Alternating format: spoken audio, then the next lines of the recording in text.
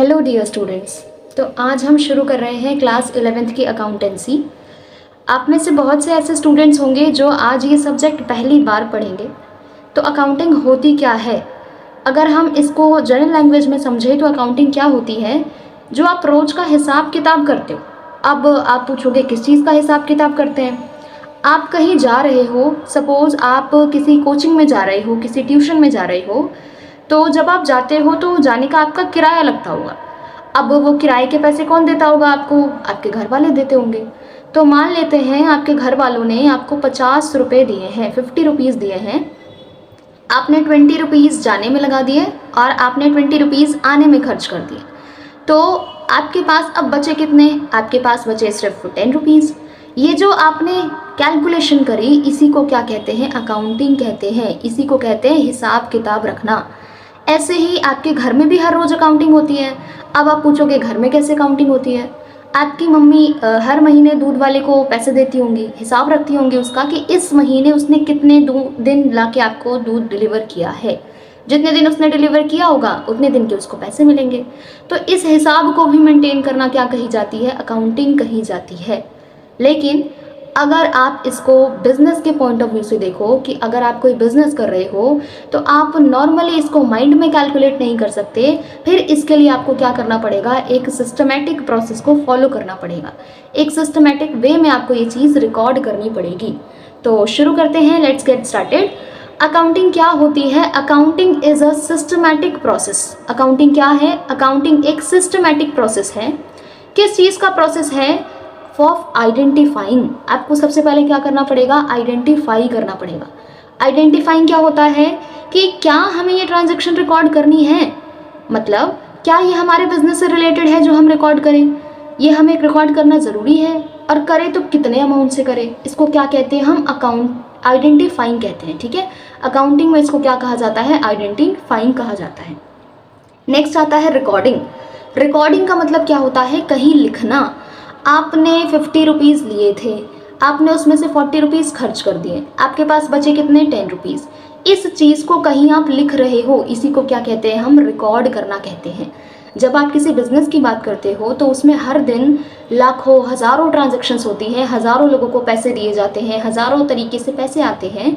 उसको कहीं ना कहीं लिखना, इसी को क्या कहा जाता है? रिकॉर्डिंग कहा जाता है। नेक्स्ट आता है क्लासीफाइंग। क्लासीफाइंग करने का मतलब क्या होता है? अलग अलग करना। जैसे आपने राम को 100 रुपये दिए, श्याम को 50 रुपये दिए, मोहन को 200 रुपये दिए। इसको अलग अलग क्लासीफाई करना कि जी राम को कितने दिए थे, श्याम को कितने दिए थे, मोहन को कितने दिए थे। इसी को हम क्या कहते हैं? क्लासीफाई करना कहते हैं। इसको कहते हैं हम क्लासीफाइंग। नेक्स्ट आता है समराइजिंग। समराइजिंग क्या होता है कि आपने टोटल कितने पैसे दे दिए, आपने टोटल 50 में से खर्च कितने कर दिए, इसको कहते हैं समराइज करना। इंटरप्रेटिंग किसको कहते हैं? इंटरप्रेटिंग कहते हैं कि आपके पास 50 में से आपने 40 खर्च कर दिए तो बचे कितने, यानी कि रिजल्ट निकालना कि रिजल्ट क्या बचा। आपने कोई बिजनेस किया, बिजनेस में जी प्रॉफिट हो रहा है, मतलब आप फायदे में हो, मुनाफा हुआ, या आपको नुकसान हो गया। जैसे हमारे एग्ज़ाम्स होते हैं ना कि आपने पूरे साल पढ़ाई करी और एग्ज़ाम में क्या हुआ, रिजल्ट क्या हुआ, जी आप पास हुए, आप फेल हुए, आप क्या रिजल्ट निकला, उसको क्या कहते हैं? हम इंटरप्रेट करना। नेक्स्ट आता है कम्युनिकेटिंग। आपने जो भी रिकॉर्डिंग करी, आपने जो भी क्लासीफाई किया, आपने जो भी समराइज किया, उस चीज़ को बताना, कम्युनिकेट करना, उसको हम कहते हैं कम्युनिकेटिंग।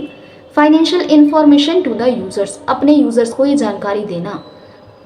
एक बार दोबारा पढ़ते हैं हम कि क्या होती है accounting. Accounting is a systematic process of identifying, recording, classifying, summarising, interpreting and communicating financial information to the users. अब इसको अगर मैं और डिटेल में आपको बताऊं तो इसमें देखो, आप अकाउंटिंग में आइडेंटिफाइंग सबसे पहला स्टेप होता है कि आपको क्या करना है? आइडेंटिफाई करना है। आइडेंटिफाइंग क्या होता है?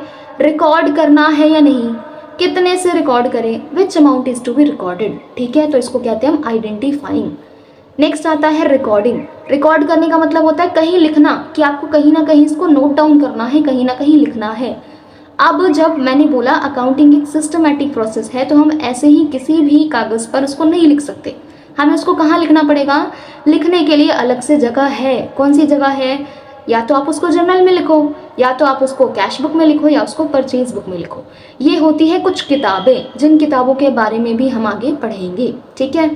नेक्स्ट आता है क्लासिफाइंग। क्लासिफाइंग क्या होता है?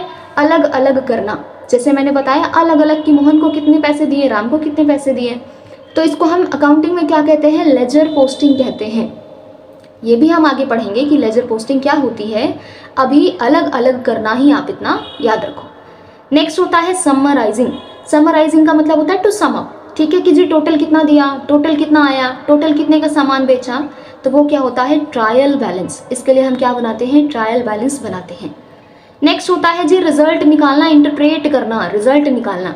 रिजल्ट कैसे पता लगेगा? हमारे तो एग्जाम्स हो जाते हैं, तो बिजनेस के भी एग्जाम्स होते हैं, ठीक है। वो कैसे होता है? आप बिजनेस का बनाते हो trading account, profit and loss account and balance sheet. इससे हमें पता लगता है जी हमारा बिजनेस फायदे में चल रहा है या नुकसान में चल रहा है। और लास्ट स्टेप क्या होता है? लास्ट होता है कम्युनिकेटिंग। कम्युनिकेटिंग क्या होता है जी? बताना। किसको बताना? यूजर्स को बताना। अब यूजर्स कितने तरीके के होते हैं? यूजर्स होते हैं इंटरनल और एक्सटर्नल।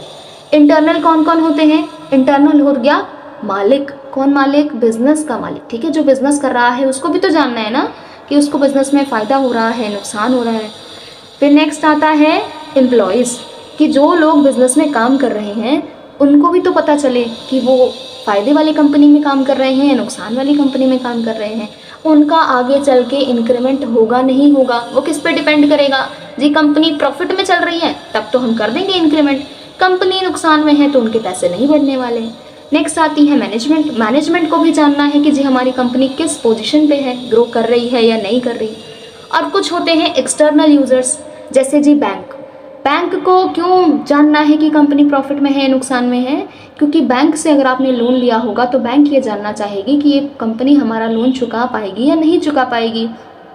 कल को आप बैंक में लोन लेने जाओगे तो फिर बैंक वालों आपसे मांगेंगे कि आप बताओ कंपनी की पोजीशन क्या है, तो इसलिए बैंक को ये जानकारी चाहिए। नेक्स्ट आती है गवर्नमेंट। इंडियन गवर्नमेंट को क्यों जानना है कि आपकी कंपनी प्रॉफिट में है, नुकसान में है? क्योंकि अगर आप प्रॉफिट में हो तो आपको क्या देना पड़ेगा? टैक्स देना पड़ेगा, ठीक है। सरकार को क्या जाना चाहिए? टैक्स जाना चाहिए। नेक्स्ट आता है क्रेडिटर्स। क्रेडिटर्स कौन होते हैं ये हम आगे पढ़ेंगे। फिलहाल क्रेडिटर्स कौन होते हैं? जिनको आपसे पैसे चाहिए, ठीक है। जिनको आपसे पैसे चाहिए वो भी जानना चाहेंगे कि आप उनके पैसे चुका सकते हो या नहीं चुका सकते। नेक्स्ट आता है इन्वेस्टर्स, जो आपकी कंपनी में पैसा लगाना चाहते हैं, वो भी जानना चाहेंगे कि आपकी कंपनी प्रॉफिट में है या नुकसान में है।